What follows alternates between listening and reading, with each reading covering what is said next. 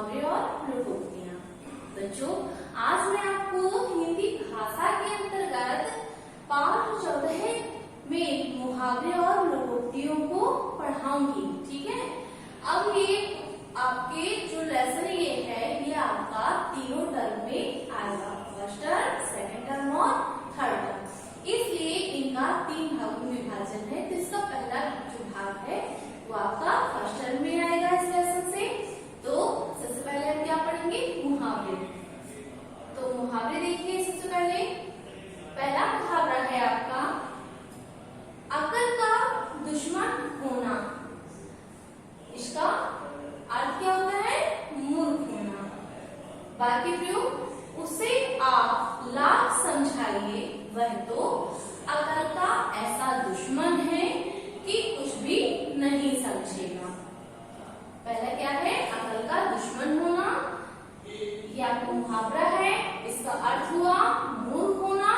वाक्य प्रयोग, उसे आप लाख समझाइए, वह तो अकल का ऐसा दुश्मन है कि कुछ भी नहीं समझेगा। दूसरा मुहावरा है अंधे की लाठी होना। तो इसका अर्थ हुआ एकमात्र सहारा। अंधे की लाठी होना, मुहावरे का अर्थ होगा एकमात्र सहारा।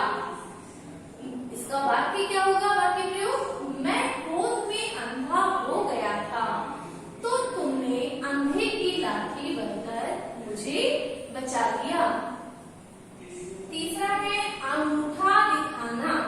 अंगूठा दिखाना मुहावरे का अर्थ होगा इनकार करना। वाक्य प्रयोग, उन मित्रों से सावधान रहना चाहिए जो जरूरत पड़ने पर अंगूठा दिखा देते हैं। इसके बाद चौथा मुहावरा है अंग अंग ढीला होना। अर्थ इसका है बहुत थक जाना। दिन भर, इसका वाक्य प्रयोग, दिन भर कठोर परिश्रम करके जब मजदूर लौटता है तो उसका अंग अंग ढीला होता है। पांचवा, अक्ल पर पर्दा पड़ना। मुहावरे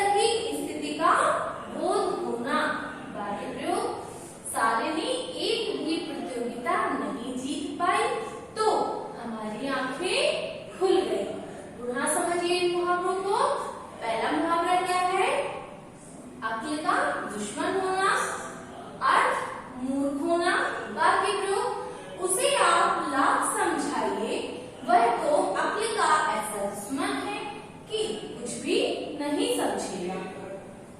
मुहावरा नंबर 2, अंधे की लाठी होना। इसका अर्थ हुआ एकमात्र सहारा। मैं क्रोध में अंधा हो गया था तो तुमने अंधे की लाठी बनकर मुझे बचा लिया।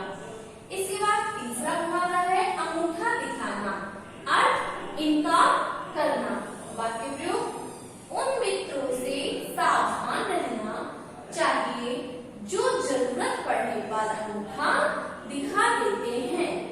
इसके बाद चौथा मुहावरा अंग अंग ढीला होना, अर्थात बहुत थक जाना। इसका अर्थ क्या हुआ? अंग ढीला होना, बहुत थक जाना। वाक्य प्रयोग, दिन भर कठोर परिश्रम करके जब मजदूर लौटता है तो उसका अंग अंग ढीला होता है। इसके बाद पांचवा आपका है मुहावरा अक्ल पर पर्दा पड़ना। इसका अर्थ हुआ नादानी या मूर्खता करना। जानबूझकर बुरे लोगों से दोस्ती करते हो, क्या तुम्हारी आंखों पर पर्दा पड़ गया है? इसके बाद नेक्स्ट अपने पांव पर कुल्हाड़ी मारना। इस मुहावरे का अर्थ हुआ स्वयं अपना नुकसान करना। तुमने बेईमान सुरेश को रुपए देकर अपने पांव पर खुद कुल्हाड़ी मारी है। इसके बाद अगला है मुहावरा अंग अंग मुस्कुराना।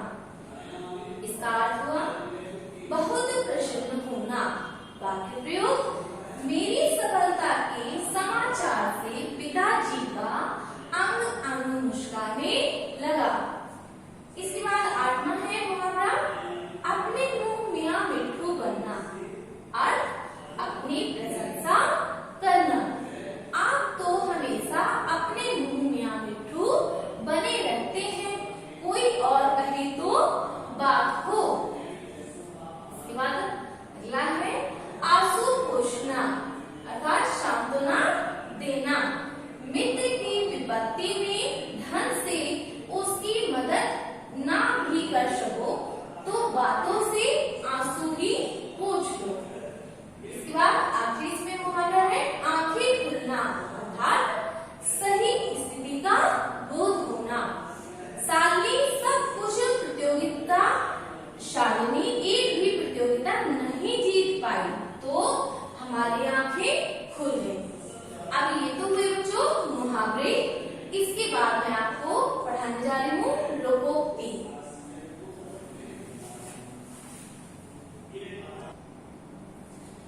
मुहावरों के बाद बच्चों लोकोक्तियां हैं। लोकोक्ति में पहली लोकोक्ति है आंख का अंधा नाम नयन सुख। आंख का अंधा नाम नयन सुख। इसका अर्थ क्या होता है? नाम के अनुरूप काम न करना। नाम के अनुरूप काम न करना। इसका वाक्य प्रयोग देखिए, जन कल्याण विभाग में जनता का शोषण देखकर कहना पड़ता है आंख का अंधा नाम नयन सुख। इसके बाद दूसरी लोकोक्ति है अंधों में काना राजा। अंधों में काना राजा। इसका अर्थ हुआ बेकार लोगों के बीच काम का व्यक्ति होना।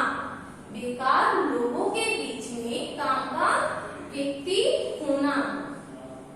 इसका वाक्य प्रयोग देखिए बच्चों, निरक्षरों के गांव में थोड़ी पढ़ी लिखी साधना अंधों में काना राजा के समान है। इसके बाद तीसरी लोकोक्ति है अब पछताए होत क्या जब चिड़िया चुग गई खेत। इसका अर्थ हुआ मौका निकल जाने पर पछताना बेकार होता है। वाक्य प्रयोग, तुम अपनी लापरवाही से फेल हुए हो इसलिए अब पछताए होत क्या जब चिड़िया चुग गई खेत। इसके बाद चौथी लोकोक्ति है ऊंची दुकान फीके पकवान। इसका अर्थ हुआ नाम बड़ा और गुण बहुत कम। वाक्य प्रयोग, राहत कार्य के लिए सेठ जी ने 30 रुपए चंदे में दिए तो बरबस मेरे मुंह से निकल गया ऊंची दुकान फीके पकवान।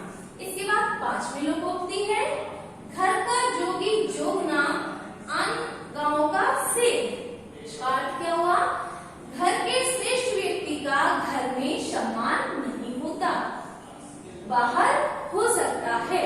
बात प्रयोग देखिए, प्रसिद्ध समाज सुधारक किशन लाल को उनके गांव में कोई नहीं पूछता, इसे कहते हैं घर का जोगी जोगना, आन गांव का सिद्ध। एक बार फिर से देखिए लोकोक्तियों को, आंख का अंधा नाम नयन सो, इसका अर्थ हुआ नाम के अनुरूप काम न करना।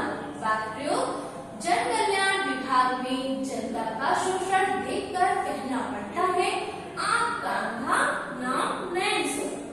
इसका दूसरा, अंधों में काना राजा, इसका अर्थ हुआ बेकार लोगों के बीच काम का व्यक्ति होना। बात प्रयोग, निरक्षरों के गांव में थोड़ी पढ़ी लिखी साधना अंधों में काना राजा के समान है। तीसरा, अब पछताई होत क्या जब चिड़िया चुग गई खेत, अर्थ मौका निकल जाने पर पछताना बेकार होता है।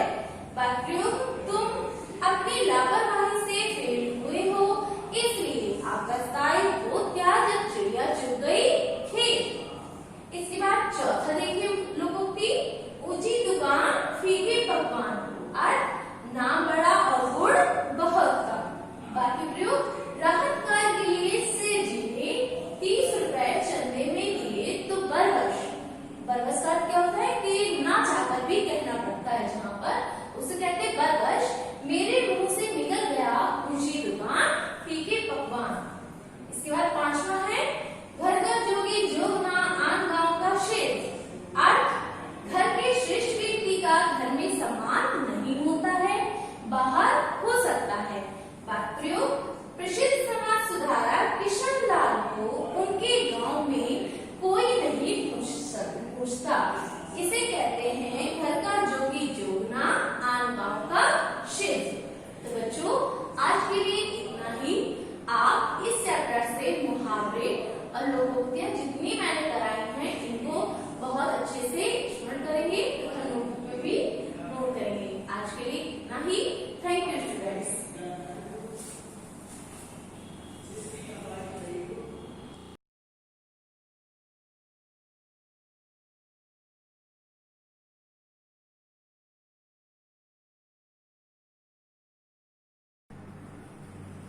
Myself Rakesh Kumar, maths teacher of Shivaji group of institution. Math class में 7th क्लास हिंदी मीडियम के बच्चों का स्वागत है।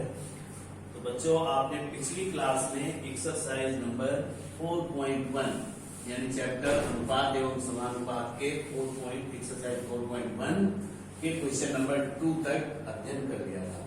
क्वेश्चन नंबर 3 में है, एक खेत 80 मीटर लंबा तथा 60 मीटर हो गया, लीटर लिखा हुआ है, तो एक खेत 80 मीटर लंबा यानी खेत की लंबाई बराबर 80 मीटर और चौड़ाई बराबर 60 मीटर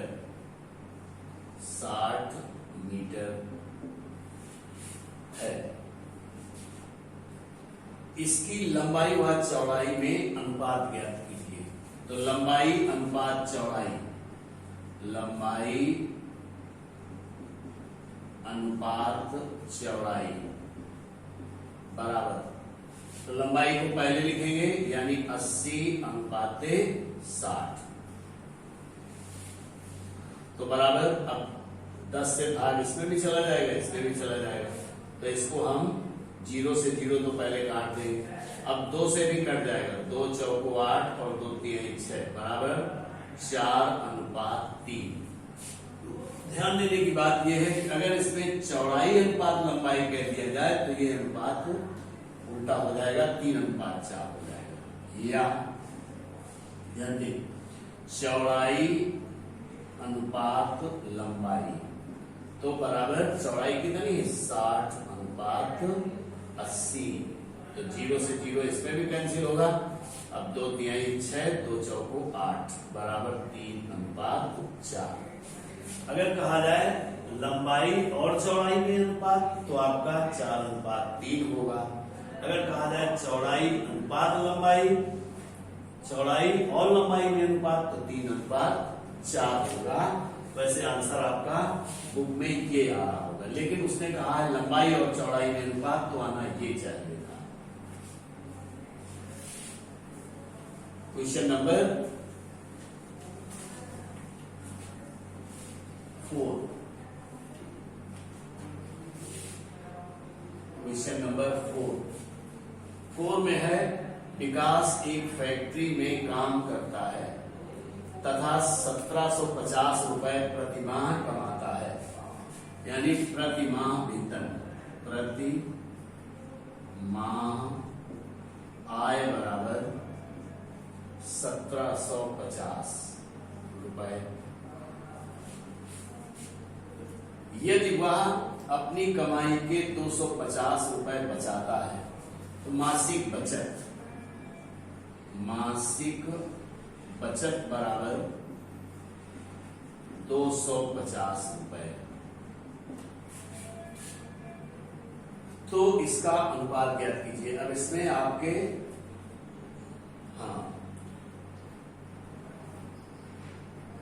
फिर से एक बार, विकास एक फैक्ट्री में काम करता है तथा 1750 रुपए प्रति माह कमाता है।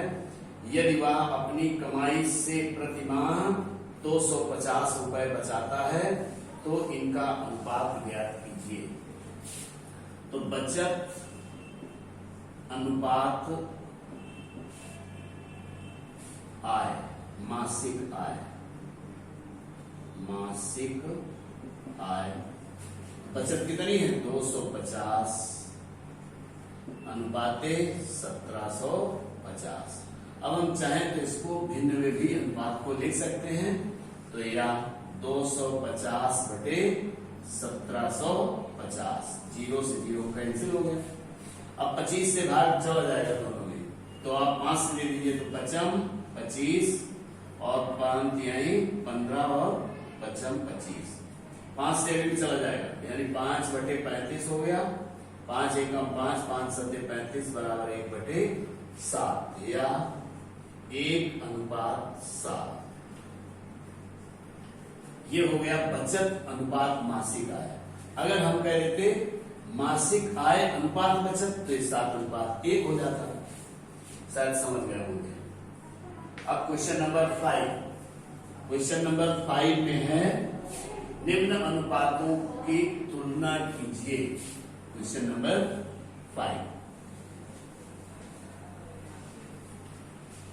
क्वेश्चन नंबर 5 में है अनुपातों की तुलना।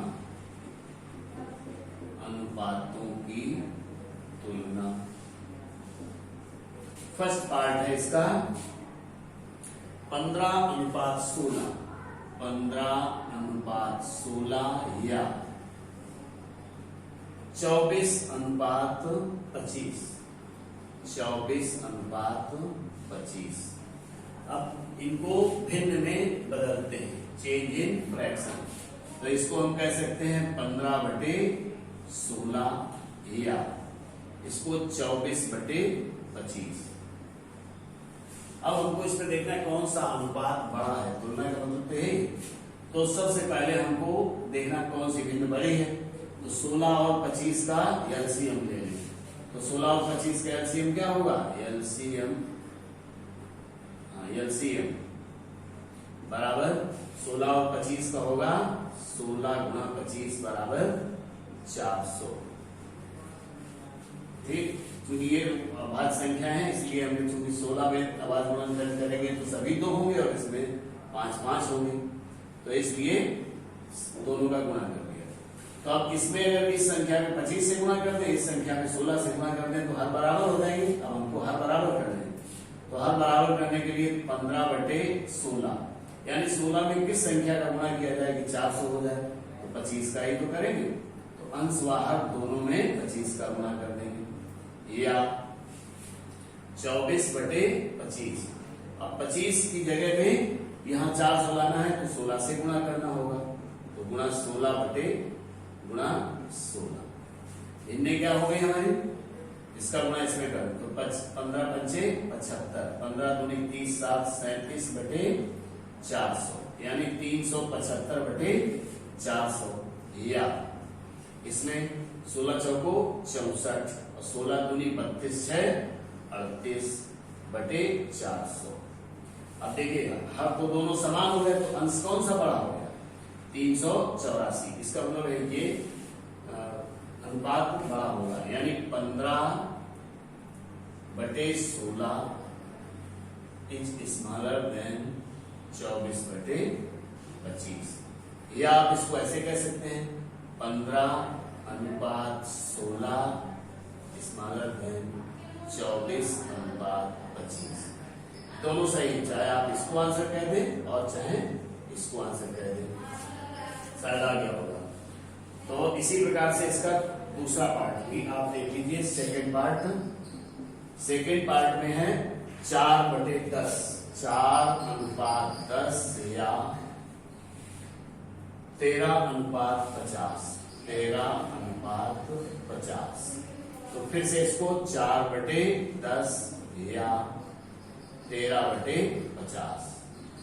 तो 10 और 50 का 10 व 50 का LCM बराबर 50। क्योंकि छोटी संख्या का भाग बड़ी संख्या में चला जाता है तो बड़ी संख्या लघुत्तम हो गई। तो अब दोनों के हर को 50 करना है, तो इसमें 10 है यानी 4/10, 10 की जगह 50 करना है तो 5 से गुणा करना होगा, तो अंश व हर दोनों में करना होगा। अब या इसमें तो ऑलरेडी 50 ही है, तो 13/50 ही लिख दिया। ये हो गया 4×5 20 बटे 50 या 13/50। तो 20 बड़ा हो गया, इसका मतलब है ये बड़ा है? तो 4/10 ग्रेटर देन 13/50।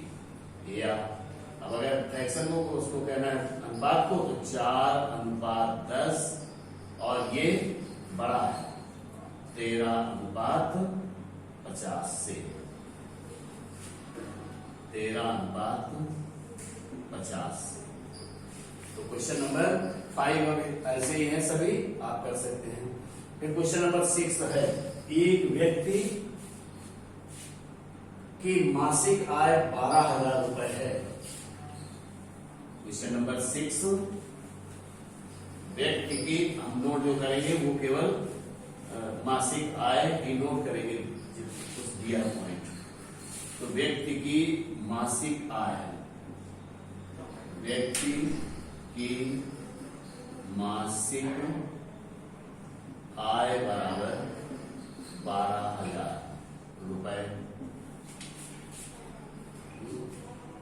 तथा उसका मासिक खर्च 8,500 रुपए है।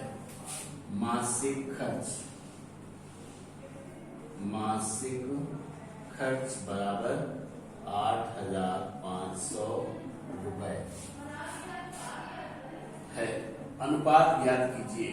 अब पहला है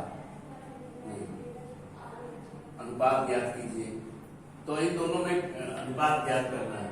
तो अगर खर्च को पहले लिखेंगे, मासिक बचत को ही पहले इस बार लिख देते हैं, तो आय और खर्च में अंतर, अनुपात।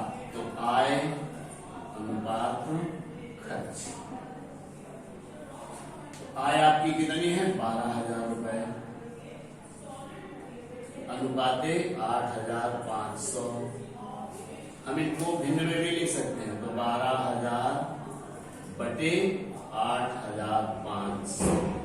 2 जीरो इसके, 2 जीरो इसके काट दिए, 5 से अभी भी कट रहा है, तो 17×5 = 85, 5 से काट दिया 17 आ गया, 5 से इसको काटेंगे तो 24 आ गया, इक्वल 24/17 या 24:17। ध्यान देना है, अगर हम खर्च अनुपात आय लिख देते तो 17:24 हो गया होता, शायद आ गया होगा। क्वेश्चन नंबर 7 है। क्वेश्चन नंबर 7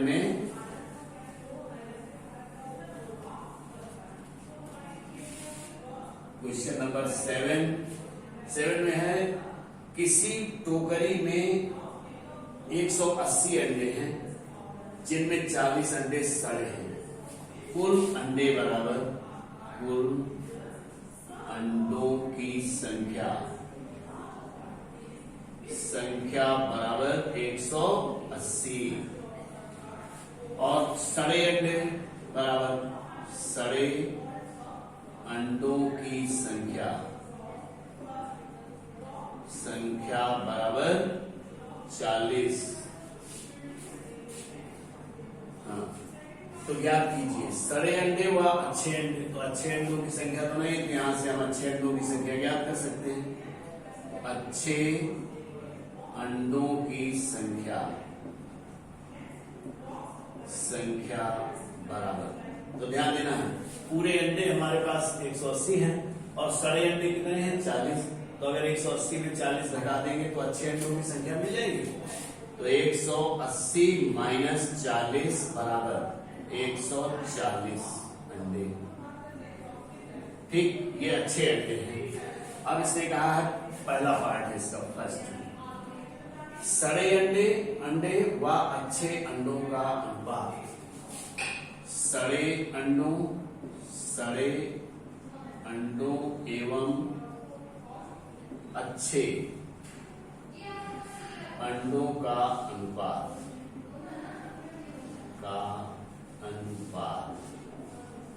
तो सड़े अंडे कितने हैं 40 और अच्छे अंडे कितने हैं 140। या 40/140, तो 0 से 0 काट दिया, 2 दूनी 4, 2 सत्ते 14 बराबर 2/7 या 2:7। ये इसका आंसर हो गया फर्स्ट वाले का। सेकेंड पार्ट है अच्छे अंडों व कुल अंडों का अनुपात। सेकेंड, अच्छे एवं अच्छे अंडे अनुपात, अच्छे अंडे व कुल अंडे, अनुपात कुल अंडे। तो अच्छे अंडे कितने हैं 140, तो 140 अनुपात कुल अंडे हैं 180। इनको अगर भिन्न में चेंज करेंगे तो 140/180, 0 से 0 काट दिया, 2 से दोनों में भाग चला जाएगा तो 2 सत्ते 14, 2 9 18 बराबर 7/9 या 7:9। थर्ड पार्ट सड़े अंडे व कुल अंडों में। थर्ड पार्ट सड़े अंडे अनुपात कुल अंडे। सड़े अंडे कितने हैं 40, अनुपात कुल अंडे हैं 180। तो या इनमें लिखते हैं 40/180, 0 से 0, 2 दूनी 4, 2 9 18 बराबर 2/9 या 2:9।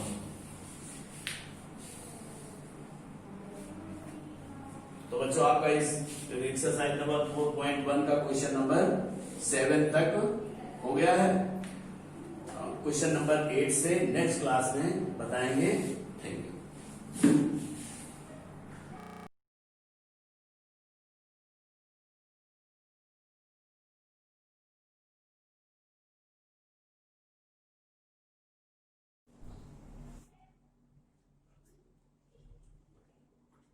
Hello class, welcome to you Shivaji group of institutions online classes. Class मैं आज आपको चैप्टर 4 यानी चैप्टर 4 इन हिस्ट्री में महान मुगल राजवंश के बारे में पढ़ाने जा रही हूँ कि भारत में किस तरह से मुगलों का आगमन हुआ और धीरे धीरे करके मुगल राजवंश यानी जो भी मुगल राजवंश थे वो किस तरह से इंक्रीज करते गए। सॉरी, सबसे पहले हम बात करते हैं कुछ मोटिवेशनल लाइंस के बारे में, जिसमें आप ये देखिए कठिन परिश्रम, माने कहा गया है कि कठिन परिश्रम करने वालों की कभी हार नहीं होती। माने जो कठिन परिश्रम करते हैं वो अपने जीवन में अपने उद्देश्य को प्राप्त करते हैं। कुछ मनीषियों का कहना है, कुछ विद्वानों का कहना है कि भगवान भी उनकी मदद करता है जो कठिन परिश्रम करते हैं, माने ईश्वर भी उनकी मदद करता है जो कठिन परिश्रम करते हैं। तो इसलिए स्टूडेंट्स हमें जीवन में अपने उद्देश्य को प्राप्त करने के लिए कठिन परिश्रम करना चाहिए। अंडरस्टैंड? आगे हम बात करते हैं आज महान मुगल राजवंश के बारे में। तो राजवंश माने जो हमारे मुगल राजवंश थे, तो मुगल राजवंश की नींव जो थी वो 1100 ईस्वी माने 1100 ईस्वी की अंतिम तिमाही माने 1100 ईस्वी की अंतिम जो तिमाही के दौरान किसने गौर हमारा क्या था एक तो गौर के मोहम्मद ने सबसे पहले सिंधु और गंगा के मैदानों पर आक्रमण किया।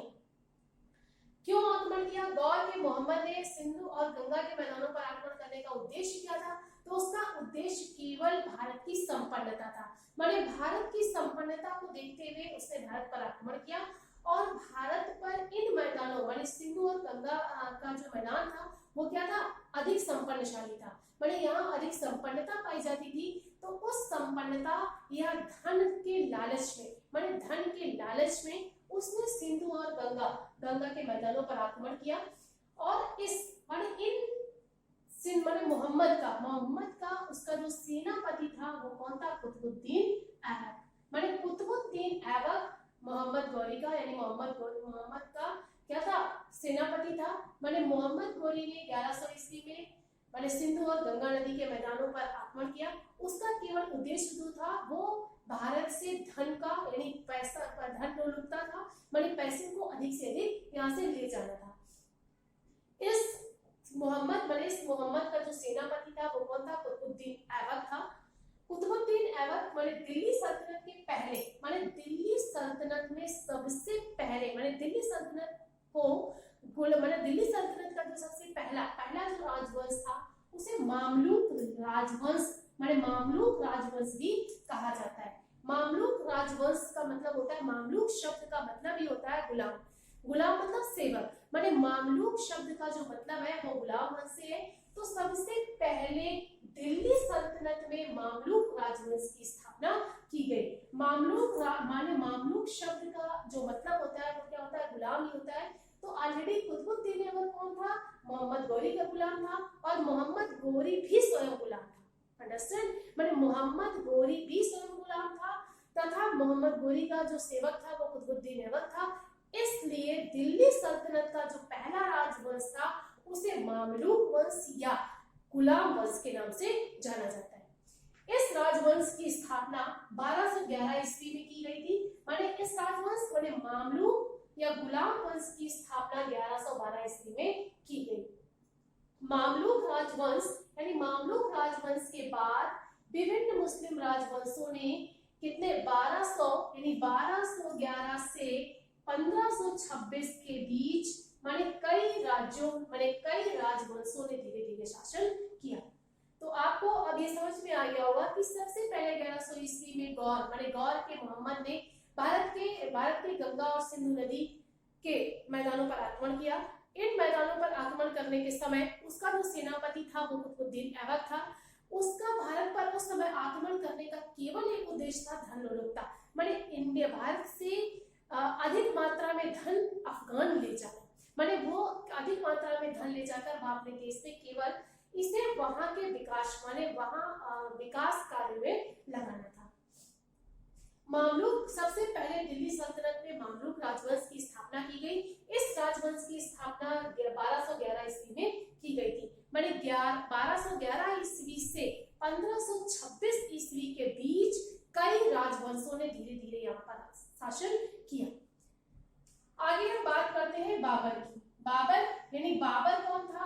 तो बाबर के बारे में जब पढ़ने से हमें पता चलता है कि बाबर का पूरा नाम जहरुद्दीन मोहम्मद बाबर था। माने जहरुद्दीन मोहम्मद बाबर माने बाबर के नाम से हम जानते हैं। तो इतिहास में बाबर का जो पूरा नेम था यानी पूरा नाम यानी full name of the Babur is the Zahiruddin Muhammad Babur ने भारत में मुगल साम्राज्य की स्थापना की। माने भारत में मुगल साम्राज्य की स्थापना जहरुद्दीन बाबर ने की थी, जो 1526 माने 1526 ईस्वी में की गई। 1526 ईस्वी में इब्राहिम लोदी को पानीपत के युद्ध में हराकर की गई। माने पानीपत का युद्ध जो था उस समय इब्राहिम लोदी और बाबर के बीच लड़ा गया और इब्राहिम लोदी को हराकर बाबर ने भारत में मुगल साम्राज्य की नींव डाली। मुगल साम्राज्य की नींव के समय पूरी तरीके से माने मोहम्मद बाबर माने बाबर जो था वो पूरी तरह से 14 वर्ष यानी 14 वर्ष की आयु में माने मोहम्मद बाबर 14 वर्ष माने केवल ओनली 14 वर्ष माने केवल 14 वर्ष की आयु में फरगाना साम्राज्य के सिंहासन पर बैठा था। माने फरगाना साम्राज्य के सिंहासन पर बैठा और उसकी सबसे बड़ी जो महत्वाकांक्षा थी माने बाबर की सबसे बड़ी जो महत्वाकांक्षा थी वो क्या थी? समरकंद पर थी। माने बाबर की जो सबसे बड़ी महत्वाकांक्षा थी वो क्या थी? समरकंद पर थी। इसलिए उसने क्या किया? 1504 ईस्वी में माने 1504 ईस्वी में उसने अफगानिस्तान माने अफगानिस्तान पर आक्रमण किया और काबुल पर भी विजय प्राप्त कर ली। माने धीरे धीरे करके समरकंद माने उसकी बाबर क्या था?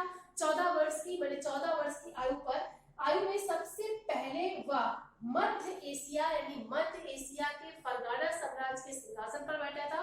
उसकी सबसे बड़ी जो महत्वाकांक्षा थी वो क्या थी? समरकंद पर थी और उसने 1526 ईस्वी में यानी 1526 ईस्वी में इब्राहिम लोदी माने इब्राहिम लोदी को हराया और इब्राहिम लोदी को हराने के बाद क्यों माने इब्राहिम लोदी को उसने क्यों हराया था? इब्राहिम लोदी भी एक क्या था? शक्तिशाली राजा था। माने उसकी भी जो सेना थी सशक्त थी, परंतु इब्राहिम लोदी के पास बहुत अच्छे शस्त्र नहीं थे। सबसे पहला जो मुकाबला था सेना, क्योंकि बाबर की सेना के पास क्या थे? अस्त्र शस्त्र अधिक थे, उसके पास बंदूकें अधिक थी। इसलिए जो भी सबसे पहली यानी सबसे सफल प्रयास सबसे पहली बार बाबर ने बारूद का प्रयोग पानीपत के युद्ध में ही किया था। इब्राहिम लोदी के पास उस समय क्या थे? इतने अधिक सफल अस्त्र शस्त्र नहीं थे। इसलिए वह इस युद्ध में इब्राहिम लोदी जो था वो पराजित हुआ और बाबर की विजय हुई। 1504 ईस्वी में उसने अफगानिस्तान पर आक्रमण कर दिया और काबुल पर भी विजय प्राप्त की। माने 1504 ईस्वी में बाबर ने अफगानिस्तान पर आक्रमण कर दिया यानी 1504 ईस्वी में अफगानिस्तान पर आक्रमण किया और काबुल पर भी उसकी विजय हो गई थी। अंडरस्टैंड? बाबर ने भारत में 5 बार सिंधु नदी को पार किया। माने उसने 5 बार सिंधु नदी को पार करके भारत पर आक्रमण किया था।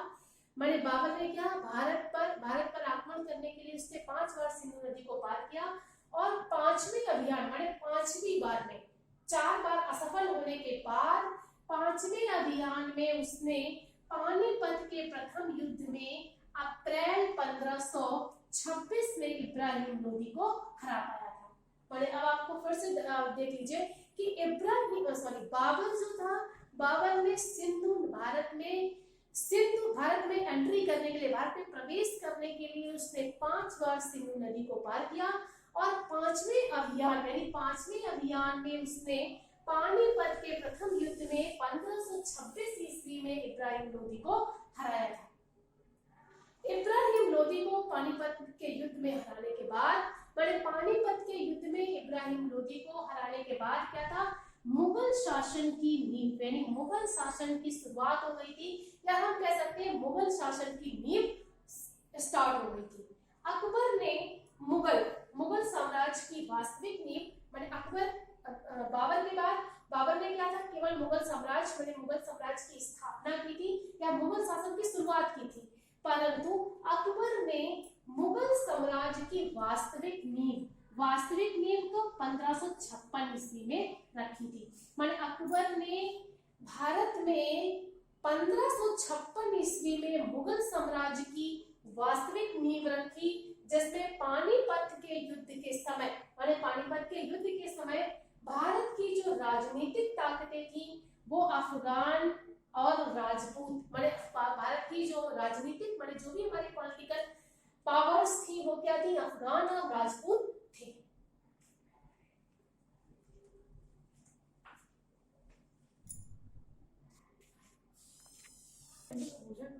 मजाक और दिमाग खराब हो जाता है। बस छोड़ो है कर रहे हैं।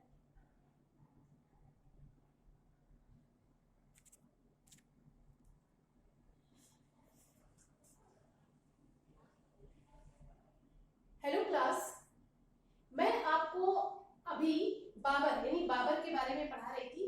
बाबर यानी बाबर के शासन के बाद माने बाबर के शासन के बाद कौन हुमायूं माने हुमायूं जो था वो उसका उत्तराधिकारी बना। हुमायूं कौन था? हुमायूं बाबर का सबसे बड़ा पुत्र था, माने हुमायूं बाबर का सबसे बड़ा बेटा था। उसके 3 छोटे भाई कामरान, अस्करी तथा हंडेला थे। हुमायूं का जन्म 6 अप्रैल 1508 में काबुल में हुआ था। उसने माने हुमायूं ने अच्छी शिक्षा ग्रहण की थी, जिसमें तुर्की, अरबी और फारसी माने फारसी भाषा का भी उसे ज्ञान था। 1520 में हुमायूं को बदकशन का राज्यपाल नियुक्त किया गया।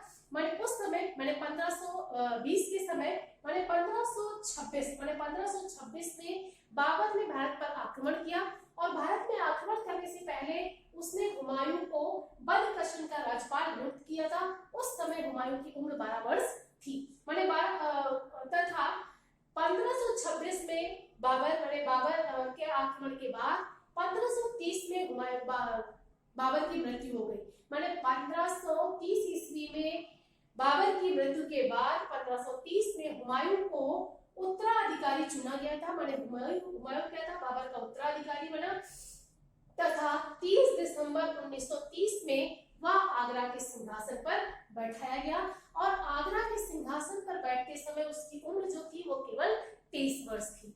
यही कारण था कि उस समय हुमायूं के शासनकाल में वहां की जो जनता थी, वहां का जो नागरिक थे, वह पूरी तरह से संतुष्ट नहीं थे, यानी तुष्टीकरण का अभाव था।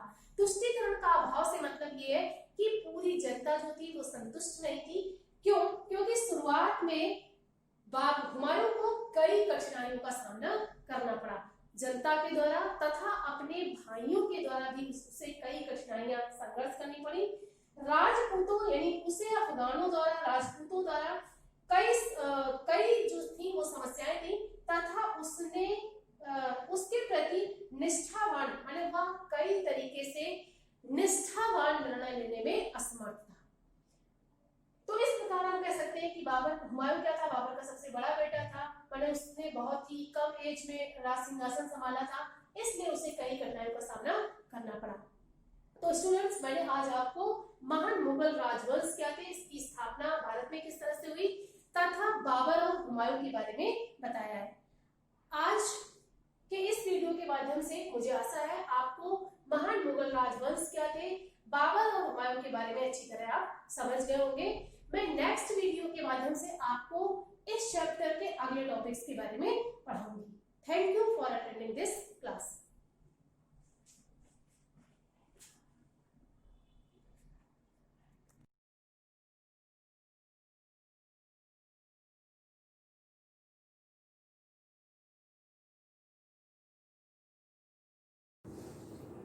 Good morning students. बच्चों, क्लास 7H में कंप्यूटर की क्लास में आप सबका स्वागत है। आज हम लोग chapter number 3 classification of the computer पढ़ेंगे। ये हमारी चैप्टर नंबर 3 की रिवीजन क्लास है। इसके पहले भी हम लोग एक बार रिवीजन और भी कर चुके हैं। आज भी हम लोग इन शॉर्ट जो है इसको पढ़ लेते हैं। कंप्यूटर का क्लासिफिकेशन यानी कि हम लोग कंप्यूटर को कितने भागों में बांट सकते हैं। अगर आप ऐसे देखें कंप्यूटर को के भाग में, तो कंप्यूटर के भाग में तो इनपुट डिवाइस, आउटपुट डिवाइस ये होता है, पर यहाँ पे ये नहीं करना है हमको। कंप्यूटर की जो वर्किंग है उसके अकॉर्डिंगली हमको उसको क्लासिफाई करना है, ठीक है। तो यहाँ पे उनकी वर्किंग के आधार पर जो हमें क्लासिफिकेशन करना है वो यहाँ पे निम्नलिखित है। निम्नलिखित आधार पर हम लोग कंप्यूटर का वर्गीकरण कर सकते हैं। सबसे पहला अनुप्रयोगों के आधार पर, जिसको हम लोग कहते हैं based on application. Based on application, clear.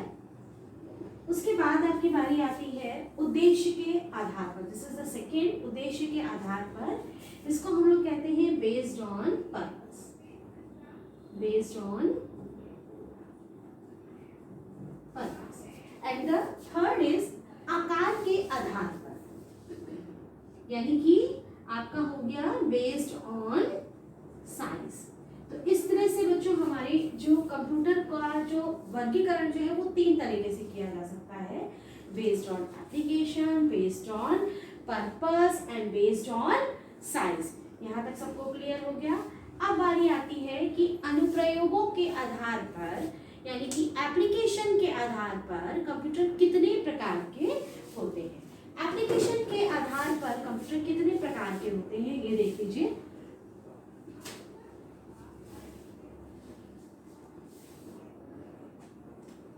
First आपका क्या था, बेस्ड ऑन एप्लीकेशन, यानी कि अनुप्रयोगों के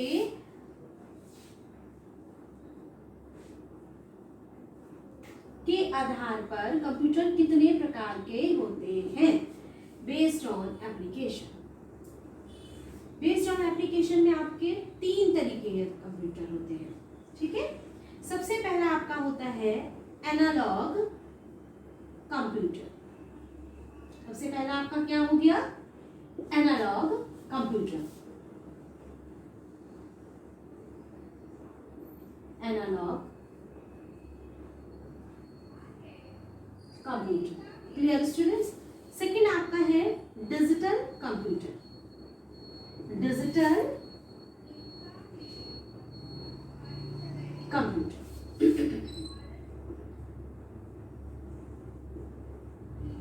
डिजिटल कंप्यूटर। फिर तीसरा आपका है hybrid computer. Hybrid computer, hybrid computer.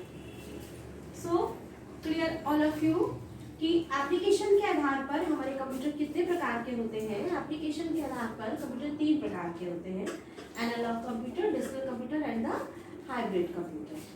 सबको ये बात बिल्कुल क्लियर होनी चाहिए कि हाइब्रिड कंप्यूटर जो है वो एक ऐसा कंप्यूटर होता है जिसमें आपके एनालॉग और डिजिटल दोनों कंप्यूटर की क्वालिटीज होती है। Clear student. तो आपका जो इसका जो लेटेस्ट एग्जांपल है ईसीजी मशीन। ईसीजी मशीन आप सब ने देखी होगी। ईसीजी की जो मशीन होती है वो आपका एग्जांपल होती है आपका हाइब्रिड कंप्यूटर का, ठीक है। अब आपकी बारी आती है ये एनालॉग कंप्यूटर्स क्या होते हैं। एनालॉग कंप्यूटर्स जो है वो जनरली आपका क्या करता है, ये आपके एनालॉग सिग्नल यानी कि जैसे आपका एनालॉग सिग्नल का मतलब क्या हो गया कि ये वेव्स, इसमें एनालॉग सिग्नल जो फिजिकल क्वांटिटीज होती हैं, ठीक है, ये क्या करता है भौतिक राशियों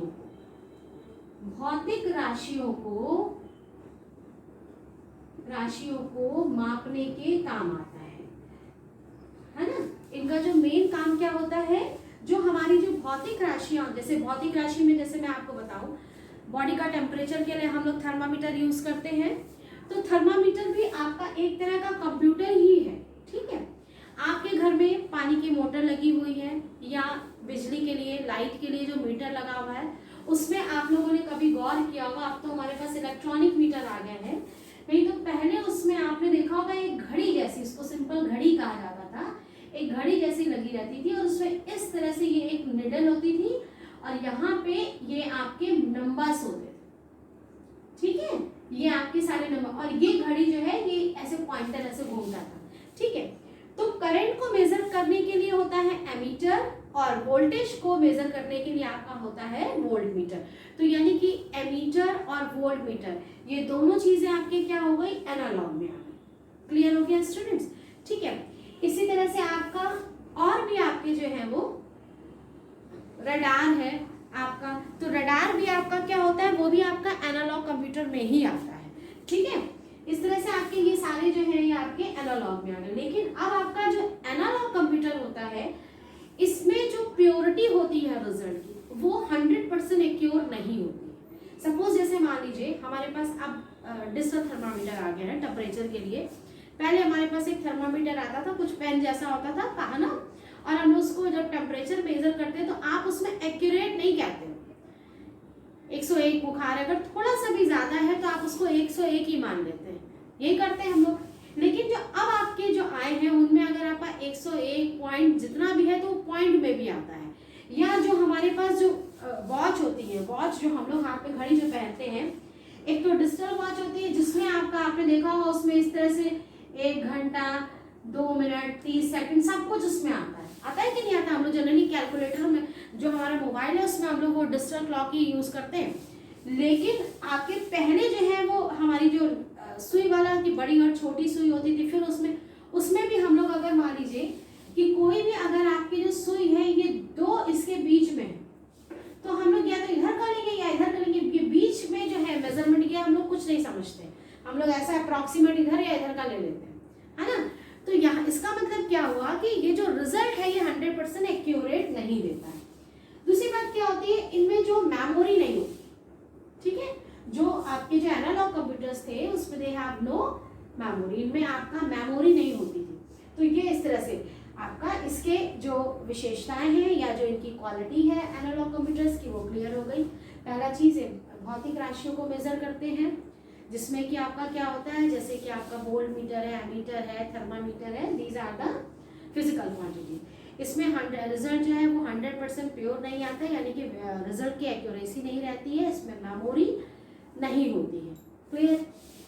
नेक्स्ट अब आपका आता है ये डिजिटल कंप्यूटर्स क्या होते हैं। डिजिटल कंप्यूटर में आपका जो भी मेजरमेंट होता है वो डिजिट्स में होता है, यानी कि ये जो आपका जो है वो डिजिटल सिग्नल्स को मेजर करते हैं। ये किसको मेजर करता है, डिजिटल सिग्नल्स को, ये ध्यान रखिएगा,